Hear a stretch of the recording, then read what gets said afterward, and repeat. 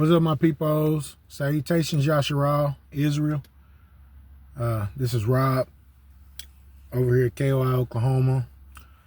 Glad you guys have stopped back by the channel. Want to give praise, honor, esteem, majesty, greatness, respect, reverence, splendor.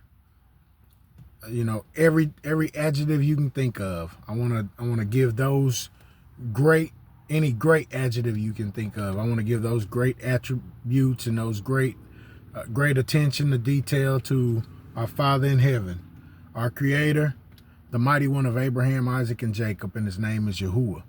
All right. We're going to get right into this. You see the title, something is coming. All right. If you ain't paying attention, well, I was going to say paying attention to the news, but some of the news is manufactured. Some of the news is built to lead you astray. Some of the news is made to tap into your emotions or to steer you in a certain direction. So, but at the end of the day, if you do research, if you actually look for real stories and look into real stories, you know, and look for the truth, and even some of the stuff that people are saying that might involve something that's fake. If you're looking for that stuff, then you can see, all right, that something is coming. So Christians seem to believe that, you know, the revelations of the New Testament are being told right now, and that's what's coming. You know, the end time prophecies of the Revelations. All right, and super Christians agree, you know, with Christians basically. And what I call super Christians, either those who, a super Christian is somebody that takes a Hebraic angle to the Christian doctrine, or somebody that believes in the New Testament Messiah. Those who are the people that I classify super Christians. All right. If you believe in that New Testament Messiah in any way, shape, or form, you are a Christian. All right. If you slap Hebrew names and melanin on those characters, you're a super Christian. It's that simple. All right. I don't believe in that New Testament Messiah as my savior. He might have been a real person who just, you know, had a bunch of lies added to him. You know, he might have actually existed in history. You know, who knows? But that dude is not who he proclaims himself to be in that New Testament, according to the Tanakh, to the Old Testament. All right. Something is coming, and I'm just out here trying to share information to get people to open their eyes, that where they may do themselves a favor, or do themselves, you know, some service by heeding, you know, some of the information in my messages, and, you know, getting right with the Most High. The Almighty, if you go through and read, you know, in the Tanakh about, you know, how serious he was with his people, how serious he was about his rules and his instructions, how serious he was about how he felt about unrighteousness, wickedness, and evil, man. Look, I still mess up from time to time with certain habits and certain addictions I have. You know what I'm saying? And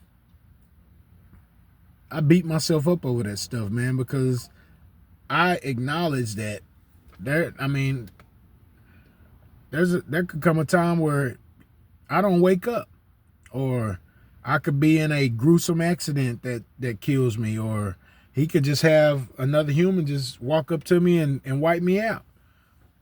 You know, however he wants to do it. There's so many. He could have one of his messengers, his Molochs, you know, He had a Malak go through and wipe out a whole army in the Tanakh. I can't remember which book that was in, but he had a whole army go wipe out somebody that was threatening Israel.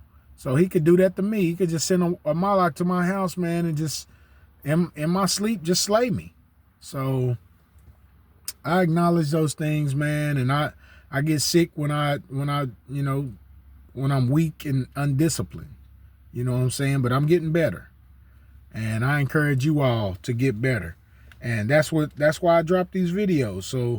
So people can, take a stand for their own relationship with the Most High and try to get right in the area of righteousness and truth and wisdom and knowledge. You know what I'm saying? Trying to do the things that he loves, trying to do the things that he likes and he respects. You know what I'm saying? So we know something is coming. All right. We've been in the middle of something, of some things that they say is coming. We've already been experiencing these things. You know what I'm saying? And I'm about to show y'all what I'm talking about. All right. Turn to Ecclesiastes 12, and this is gonna be one of them videos where I'm a little sped up because I don't want it to be a long video. So if you think I'm going a little bit too fast for you, pause the video, take yourself to the verse, read the verse, and then push play on the video again, and just keep rolling like that. All right. If you're new to the channel, if you like what you hear and you agree with what you hear, you know what I'm saying? It would be my pleasure. It would be an honor for you to hit that subscribe button. You know what I'm saying? And show me a little love. And it ain't about showing me love so I can get likes and clicks and nothing like that. No. You know what I'm saying? But this is so I can continue to help to encourage, the people of the Most High. All right. We Hebrews have been beaten down, oppressed, strangled, chokehold, murdered. And I just try to offer positivity, to my brew brothers and sisters. You know what I'm saying? So if I'm somebody that you think you could, listen to on a regular basis, hit that subscribe button and like what you hear if you like what you hear. It's just what it is. All right, Ecclesiastes 12. Let's go. Let's start out in Ecclesiastes 12, and I'm gonna read verses 12 through 14. It says, "And further word against them, my son, be warned. The making of many books is without limit, and much study is a wearying of the flesh. The sum of the matter, when all is said and done, revere the Most High, revere the Almighty, and observe his commandments. For this applies to all mankind." At the end of the day, nobody is getting away from Torah. All right. At the end of the day, nobody is getting away from these instructions. All right. Let's see here. "For this applies to all mankind, that the Almighty will call every creature to account for everything unknown, be it good or bad." All of us is going to account for our unrighteousness and our righteousness. He's going to verbally reward us for righteousness and unrighteousness. And at the end of the day, he might decide to preserve us. You know what I'm saying? If we're honoring and respecting him by keeping his instructions the best we can. All right. The stuff that we can keep. Now, when I say something is coming, all right, and what I was talking about with the Christians, all right, the Christians will tell you something is coming based on the book of Revelations. All right. Well, I got a news flash for everybody. All right. Real revelation is in the Tanakh. You know what I'm saying? The Christians and the super Christians, they'll tell you about, look at Revelations, you know what I'm saying? And you can, it talks about the tribulation, talks about Armageddon. It talks about a new world order, so to speak, a reset, so to speak. Well, all that stuff is, has either been happening or has always been upon us. And we're the Most High center of attention. All right. So all that stuff is based on prophecy about us Hebrews, about Yasharal. All right. That's what prophecy boils down to. What is going to happen to his people? What did he say about his people? All right. Let's get the Revelation definition. All right. Let's get the Revelation definition real quick. All right. So I'm taking all these definitions I'm going to be giving y'all today from the Collins dictionary. All right. Collins online dictionary. All right. And we're going to start with the word revelation. All right. It says, all right, revelation in American English, noun, a revealing or disclosing of something. All right. That New Testament wants to tell you the way things is going to happen in the end and what to be looking for. But a lot of that stuff don't line up with what the Tanakh is telling us about what's going to happen in the end and what we should be looking for. All right. Now, number 2, something disclosed, disclosure. All right. Number 3, it just simply says theology. And that's what I'm saying. Revelation, they're talking about New Testament, that New Testament last book. All right. That's called Revelations of John the Divine or something like that. You know what I'm saying? When it says theology there, it gives me a A, B, C, and a D. And I'm going to read the A, B, C, and a D. And then I'll read the last definition. It says, A, communication by a divinity or by divine agency of divine truth or knowledge, specifically God's manifestation of the divinity or of the divine will to humanity. That's A. That's the A theological definition. B, it says an instance of this. All right, that's all it says. All right, C, that which is so communicated, disclosed, or manifested. And remember, these sub definitions are under the third definition I got for theology. All right, and letter D, something as in writing or event containing or showing such a communication, disclosure, or manifestation. Basically, what those are talking about is the vision that John the Divine, the so-called John the apostle, had these visions, and he wrote them down, and they call that the book of Revelation in the New Testament. And that's what this is describing. And then definition 4, it tells you what I just told you. The last book of the New Testament ascribed to John, all right, the revelation of Saint John the Divine, the Apocalypse. All right. So that's what a revelation is. A revelation is something being, revealed, something being disclosed to someone or a group of people. All right. Well, I'm telling you that real revelation is in the Tanakh. You got to go read what the prophecies that connect to his people are. All right. There are prophecies that connect to his land, and there are prophecies that connect to his people. And there are prophecies about what he will do in those instances.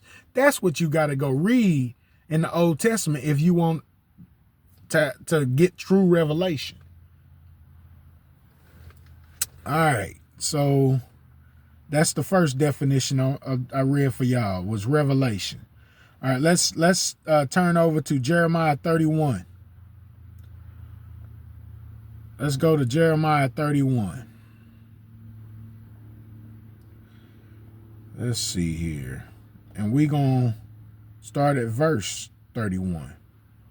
It says, see, a time is coming, declares Yahuwah, when I will make a new covenant with the house of Yasharal and the house of Yehudah. It will not be like the covenant I made with their ancestors when I took them by the hand to lead them out of the land of Mizraim. They got Egypt here, but we know that says Mizraim. A covenant that they broke, though I espoused them, declares Yahuwah. See, we broke the covenant. So we can't keep it all right now. You know what I'm saying? But there are certain things that are eternal. We have to do those. You know what I'm saying? But to keep going. But such is the covenant I will make with the house of Yasharal after these days, declares Yahuwah. I will put my teaching into their inmost being and inscribe it upon their hearts. Then I will be their mighty one. They shall be my people. No longer will they need to teach one another and say to one another, heed Yahuwah. For all of them, from the least of them to the greatest, meaning from, there's still going to be a hierarchy. We won't all be equal. All right. When he does this, there's still going to be levels to this thing and a hierarchy. All right. Heed Yahuwah, for all of them, from the least of them to the greatest, shall heed me, declares Yahuwah. For I will forgive their iniquities and remember their sins no more. See, that's one of the prophecies that tied to the people. That's tied to the people. That ain't happened yet. All right. That's a revelation. This right here in Jeremiah 31 has not happened yet. And that's a revelation. When it does happen, that'll be a new revelation. It's pretty simple. That stuff that we see in the New Testament, man, is bogus. All right. That stuff is booty. That stuff is whack. All right. So, and I've said this before too. That New Testament has some good advice in it. That New Testament, tells some positive things. It has some truths in it, but it's laced. It's like arsenic, man. It's laced with stuff that'll lead us to our soul destruction. You know what I'm saying? The Father put that stuff there to test us, man. He told us that. All right. All right, now let's go to the definition of tribulation. Let's go look at the definition of tribulation real quick. All right. Going back to the Collins English online dictionary. All right. Tribulation in American English. Great misery or distress, as from oppression, deep sorrow, something that causes suffering or distress, affliction, trial. All right. Check this out. Great misery or distress, as from oppression, deep sorrow. Who done went through that? Tribulation, we've been in tribulation. The New Testament book of Revelation talk about a tribulation that's coming. They talk about pre-trib, mid-trib, post-trib. Man, we been in tribulation. And Christians is crazy for thinking that they get to escape consequences for all the evil they've done. Man, we don't get to escape that stuff. Consequences was built, all right, as the result for actions. All right, you could get a good consequence or a bad consequence. All right, a reward or a punishment, but all of it comes from action. What action am I talking about? The living of life. If you live a foul lifestyle, the consequences is going to be destruction. If you live a righteous lifestyle, the consequences is going to be resurrection and life. All right, I still believe, even though I don't believe in that New Testament, I still believe in a resurrection because I read Ezekiel 37 and I read a couple of other books in the Tanakh that talk about that. So that's the definition for tribulation. We've been going through tribulation. You know what I'm saying? Let me read that second one again. Something that causes suffering or distress. Hell, the doggone this system has been our tribulation. This system is what's putting us through our tribulation. The system that the Most High wanted us to be in because of our treachery. So, I mean, it makes perfect sense to me. All right. All right, so now let's go to Isaiah 43.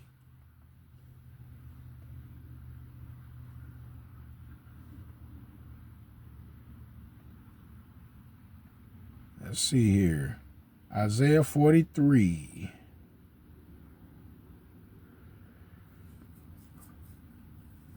I'm going to start at verse 10, and I might skip through a couple of verses, but I'm going to start at verse 10.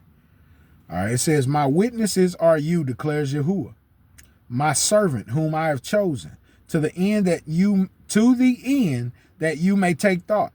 He said to the end. We're his servant to the end. And believe in me and understand that I am the one. This tribulation we've been going through all these years was to eventually get our attention so we can understand that he is the only one. The revelation is the tribulation.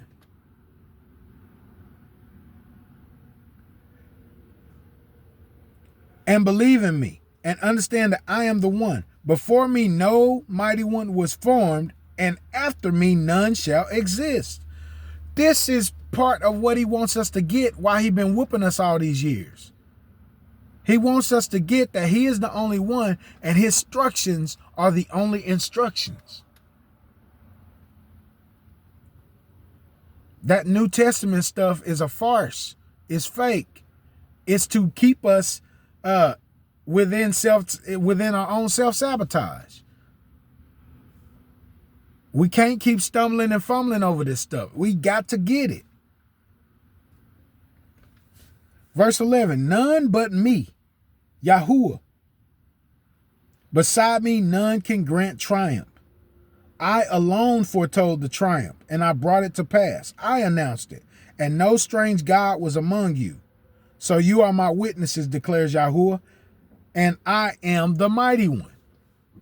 There was no Yahushua. There was no Yeshua. There was no YHWH. There was no Isa. There was no Jesus that the Most High was using, all right, to lead us, guide us, save us. He is the leader and the guider and the savior. The leader and the guide and the savior. Him alone. In our tribulation, we were supposed to get to a point where we see this and turn back to him and just do the best we can, walk in the best path of righteousness that we can. That's the revelation. That's why something is coming, because some of us are starting to get it. And the something that is, we're going to get to the something that's coming. All right. And you guys know what it is, but I just want to say it later in the video. All right.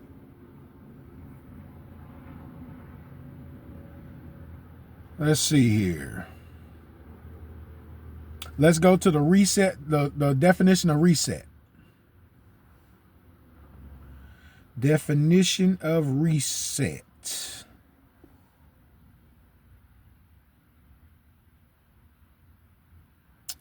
All right, come on, dictionary, load for me. Don't start acting crazy now.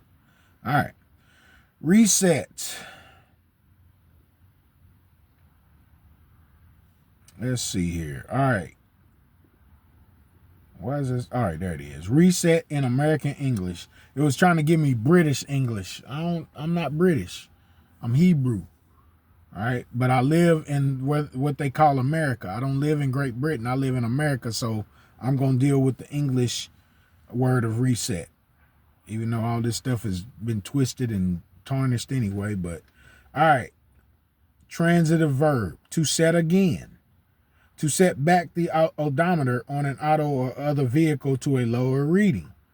Intransitive verb, to become set again. Noun, the act of resetting. That which is reset, a plant which is replanted, a device used in resetting or instrument or control mechanism. Basically, to reset is to set something again, to start over at its default setting. All right. We hear all this stuff, this end time stuff, talk about reset. Heck, I say it. I still say it. I still say I'm waiting on the reset. You know what I'm saying? But when I say it, my understanding is the way that the Father said he was going to reset the world by means of Yasharal, Israel. He said he was going to put us back in our land. All right. He said he was going to give us the riches of the nations. All right. That's why I've had conversations with people about reparations and stuff like that. People at work have even brought it up to me.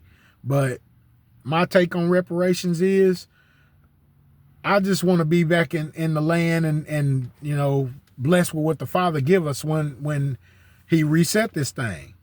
All right. When Jacob is no longer the tail. So when you hear people talk about a reset, what should pop in your mind, the common thing that should be in the mind of a Hebrew, male or female, when you hear the word reset, is when the Father reestablishes us in our land and redeems us to our proper status as his people, as his set apart nation. Unlike any other nation. That's what I think when I hear the word reset. Not that stuff they be talking about in Revelations, in that New Testament revelation. All right. Let's go to Ezekiel 16. Ezekiel 36.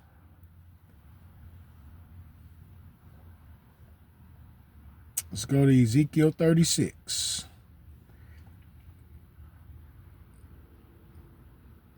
All right, starting at verse 16, it says, "The word of Yahuwah came to me. O mortal, when the house of Yasharal dwelt on their own soil, they defiled it with their ways and their deeds. Their ways were in my sight like the impurity of a menstruous woman." Man, that's tough. That's tough right there. All right. "So I poured out my wrath on them for the blood that they shed upon their land, and for the fetishes with which they defiled it. I scattered them among the nations, and they were dispersed through the countries. I punished them in accordance with their ways and their deeds. But when they came to those nations, they caused my set-apart name to be profane, in that it was said of them, these are Yahuwah's people, yet they had to leave their land. Therefore I am concerned for my set-apart name, which the house of Yasharal have caused to be profane among the nations to which they have come. Say to the house of Yasharal, thus said the sovereign Yahuwah, not for your sake will I act, O house of Yasharal, but for my set-apart name, which you have caused to be profane among the nations to which you have come." Verse 23, "I will sanctify my great name that has been profane among the nations, among whom you have caused it to be profane. And the nations shall know that I am Yahuwah, declares the sovereign Yahuwah, when I manifest my holiness, my set-apartness before their eyes through you." All right. When he reset it, he going to reset it through us. And that's my mindset. He going to show the nations who he is through us. And that's what his words say. All right. 24. "I will take you from among the nations and gather you from all the countries, and I will bring you back to your own land. I will sprinkle pure water upon you, and you shall be purified. I will purify you from all your defilement and from all your fetishes." Where is Yahushua, Jesus, Yahuwah right here? The Most High said, "I will sprinkle pure water upon you, and you shall be purified." I thought that's what he did on that so-called Calvary. Oh, that he cleansed us of our sins. Man, that's what I'm talking about. It ain't got nothing that stuff in that New Testament has nothing to do with this. If you looking, you can see it. All right. If you want to stay sitting over there in Christianity and sitting over there, you want to stay a super Christian, that's because you don't want to see the truth.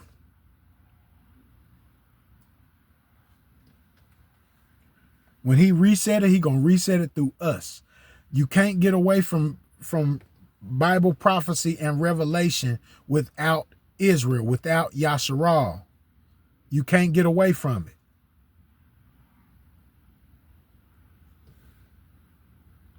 All right, let's go. Let's see what the NWO definition is, New World Order definition. All right, I even looked that up.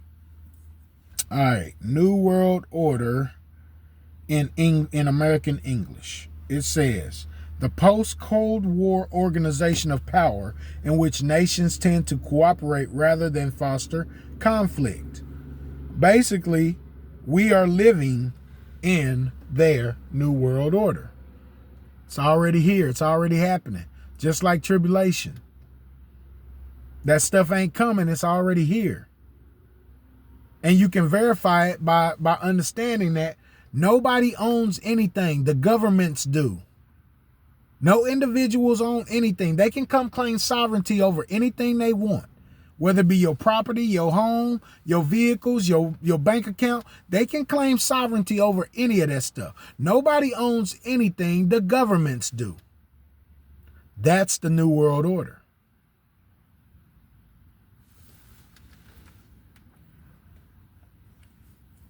It's crazy. All right. So let's go to Leviticus 18 real quick. Leviticus 18. And I'm taking y'all through the Torah, through the prophets, and through the writings. All right. I'm taking you through the Tanakh to verify and confirm these things. All right. We not gonna have blind faith and do a bunch of guesswork. You know what I'm saying?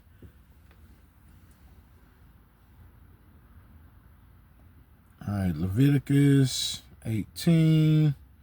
Y'all have heard me read this 4 or 5 times in various videos.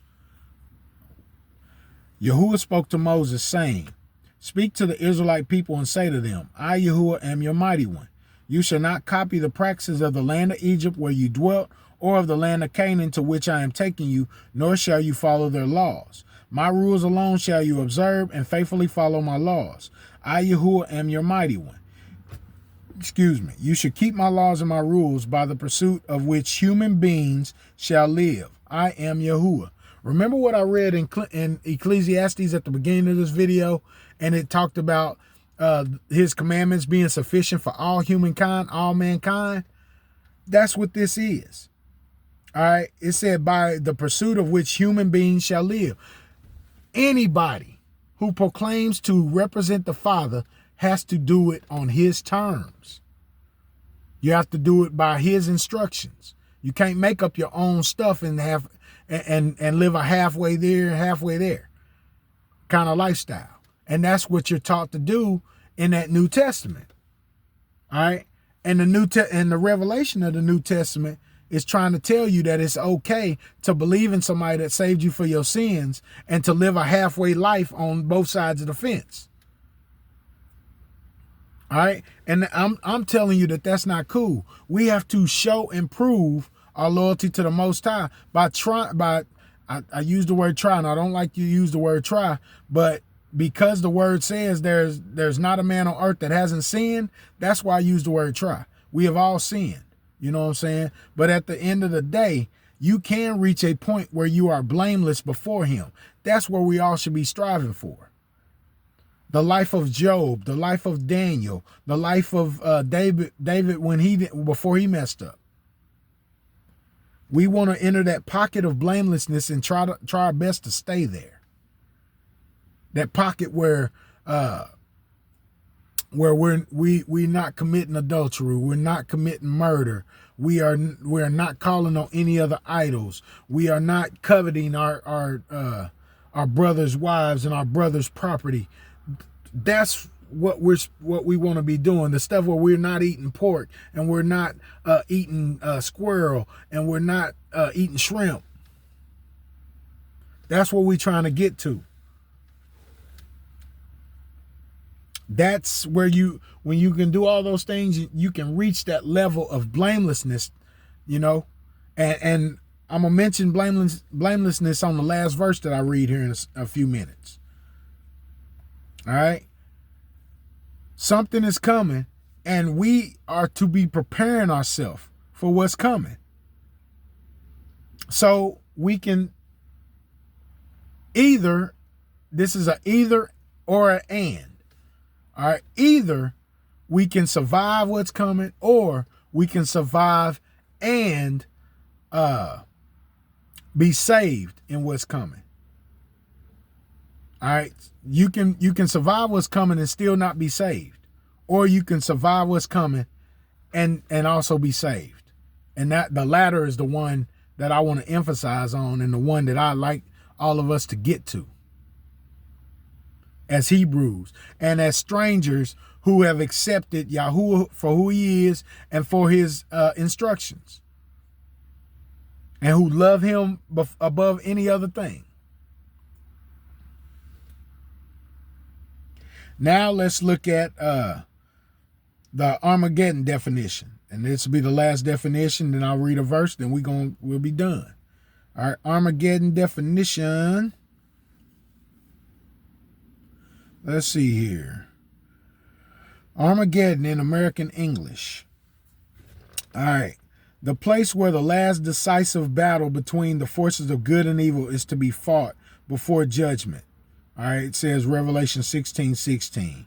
Then the second definition says any great decisive battle.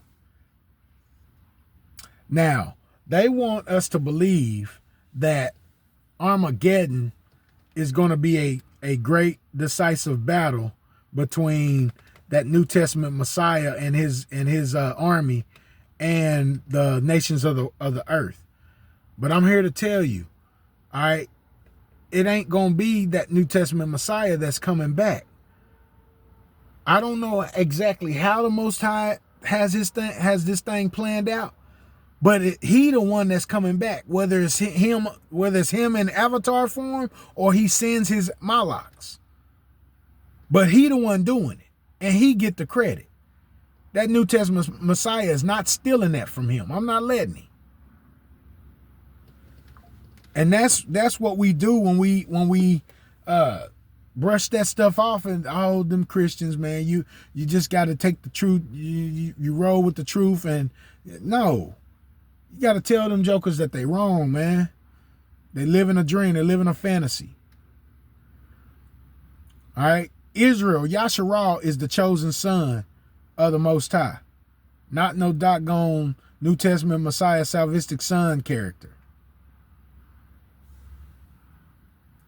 And the great battle that's going to happen, it's going to be great. It's going to be a great ass whooping. excuse my language. To the nations. The nations going to get their butt whooped. He going to bring out the belt. Well, he ain't going to bring out the belt. He ain't whooping them with the belt this time. All right. He going to bring out the sword, and he going to do some slaying. All right. And just for context, for a story, a Armageddon type story, let's go to Esther, because Armageddon was about to happen to our ancestors in Esther. All right, but what did they do? All right, going to Esther. Let's see here. I didn't mean to say it country like that, Esther.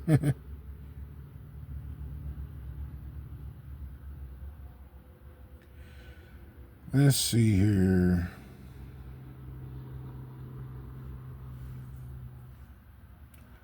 And I want to go to 4.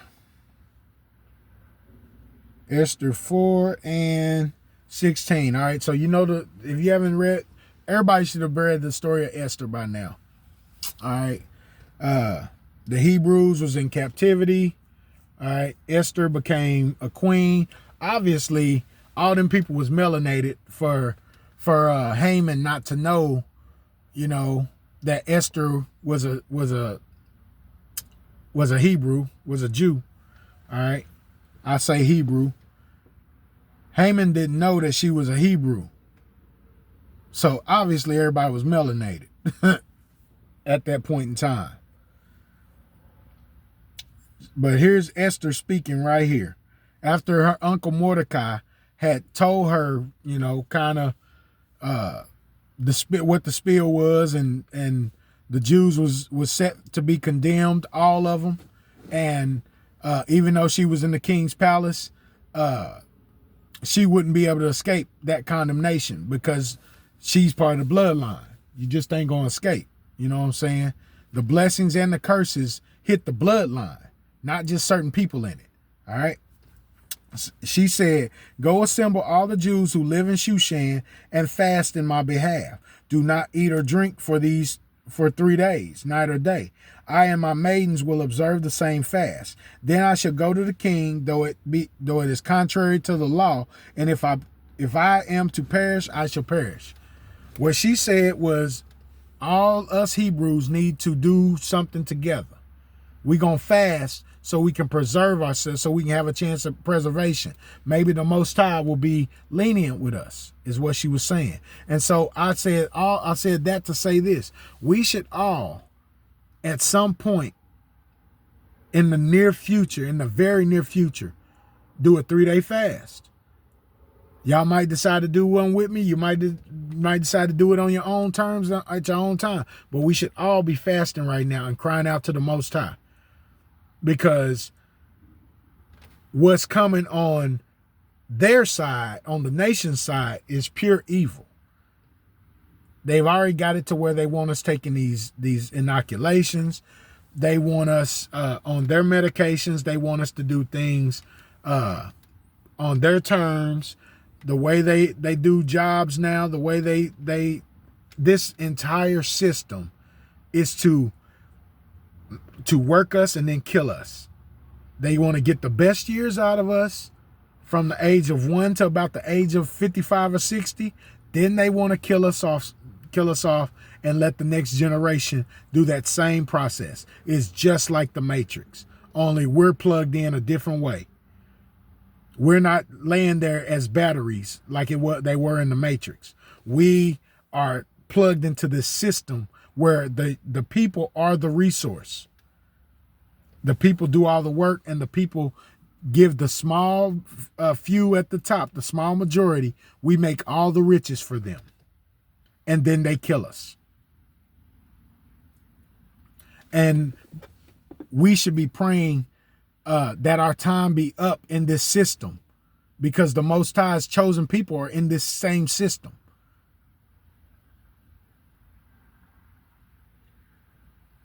And when so what's coming? After I said all that, what's coming? The Most High restoring Israel. That is the something that is coming. Who will be a part of that restoration? It's going to be a worldwide change, and a lot of people are going to be slaughtered. And I believe that the Most High is using some of their same devices against them, just like what's happening in Esther here. All right, let's go to, I think it's Esther 6. No, it's Esther 7. Now let's go to Esther 7.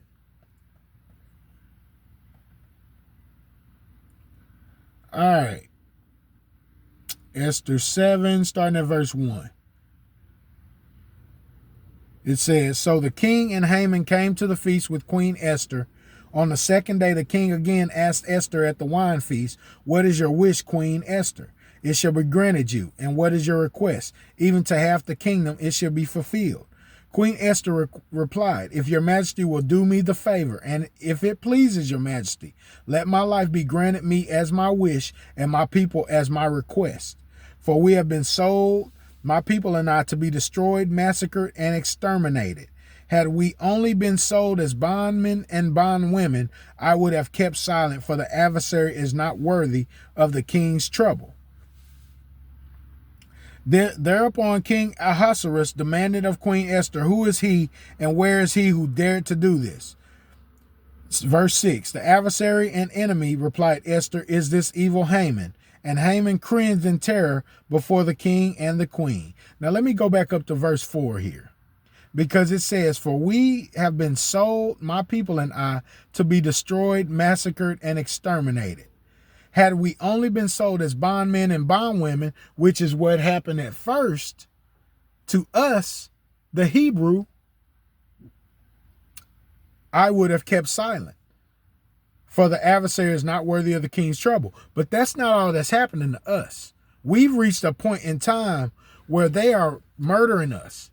They are experimenting on us. All right, they're killing us, and we're ending up on missing persons reports just for our organs and stuff like that. They're giving us these inoculations and trying to see what the effects would be on our type of blood. All right, they're trying to change our DNA.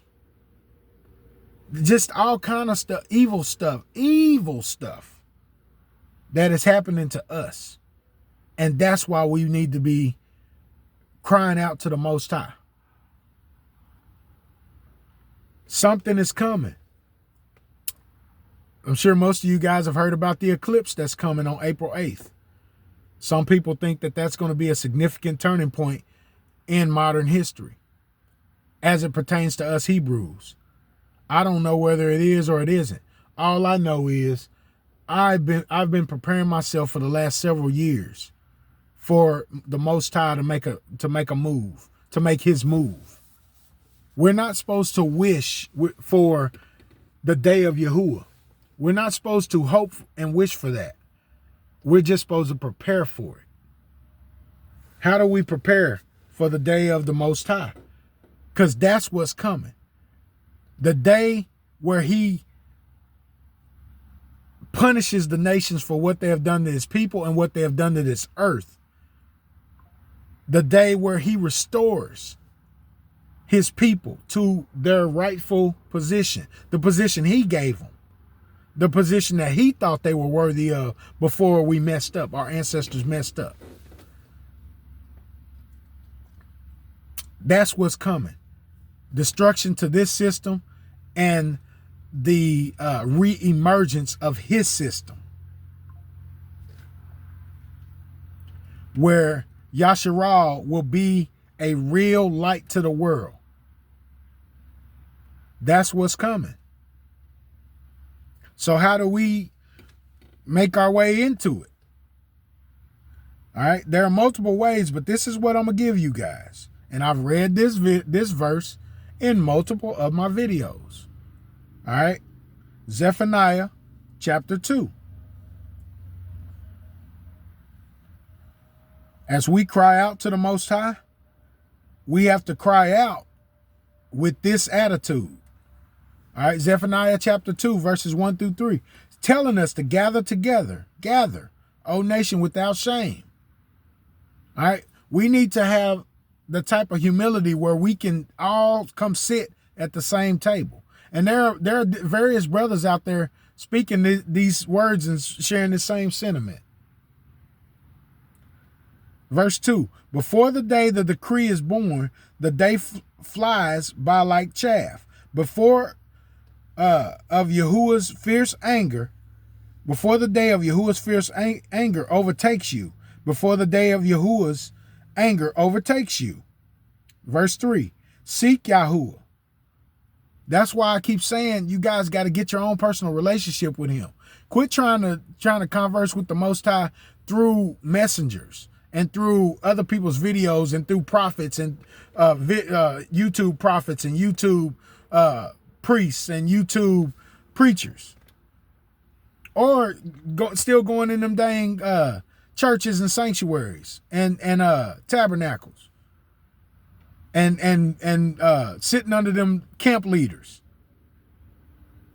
Build your own relationship by reading his word, by praying, and by fasting and meditating.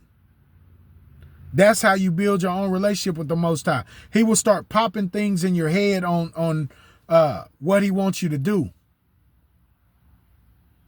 You will start getting answers to your questions, and you will start getting clues to your pieces of the puzzle. Seek Yahuwah, all you humble of the land. Have a type of humility where you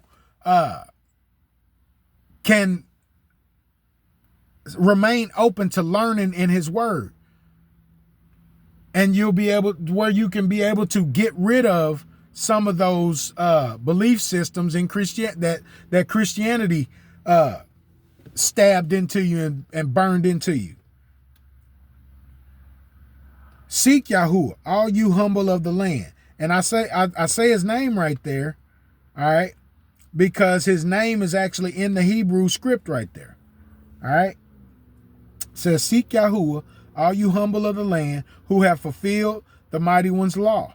Seek righteousness, seek humility. All right. Perhaps you will find shelter on the day of Yahuwah's anger. All right. Seek righteousness. That is an action verb. Seek humility. That is action. Actively look for that. How do we do that? We read his word, and then we converse with people who are doing the same. People who are humble, who are just trying to get this thing right. That's why I've been in that mode in my life the last 3 or 4 or 5 years. I just want to get it right. And I don't always get it right, but I want to. That's my desire. All right, so that's it. That's all I got, y'all. All right. If we're humbly trying to learn, and we're staying busy with the right things, all right, and we're staying active, we're not sluggish, we're not sluggards and lazy and stuff, and we're doing our best to just be clean through his word. You know what I'm saying? And just be righteous and just be noble through his word, then maybe, just maybe, he'll preserve us, all right, when the day of his reckoning gets here, because it's coming. That's what's coming. The day of his reckoning.